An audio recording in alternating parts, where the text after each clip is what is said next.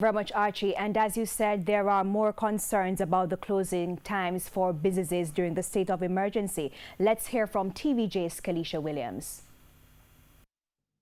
White sandy beaches and turquoise waters, just some of the reasons tourists visit the second city. But in recent times, the upsurge in crime has had operators in the tourism industry worried. Now, with a second state of emergency declared in St. James in less than 2 years, concerns as to whether visitors will be staying away from the popular resort town. A state of emergency will affect our industry. How bad it will affect our industry, we don't know. Chapter chairman for the Montego Bay Hotel and Tourist Association, Robert Russell, conceded that tourist arrivals in St. James in 2018 during the state of emergency was relatively high. But now there is uncertainty about what will happen this year. For instance, the business hours for operators in the entertainment industry is earlier than the time allotted during the 2018 SOE.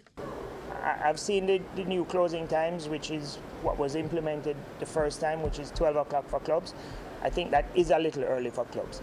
I think clubs, later on in the SOE last year, clubs were able to open till 2 a.m.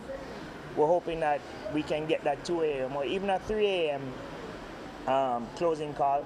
That 12 o'clock is a little early for people coming to Jamaica and wanting to go out and have a good time.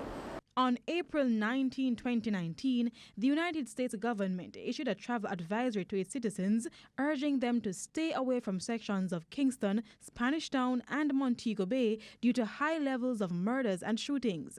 While Mr. Russell agreed that the implications of not having a sustained security presence in the parish is far greater than the inconvenience, he said the government needs to find a permanent solution to the rising crime levels. I'm hoping that they're able to implement those long-lasting changes that we are expecting. I'm hoping that the opposition and the government will see it fit to come together and treat crime as a national problem. Kalisha Williams, TVJ News.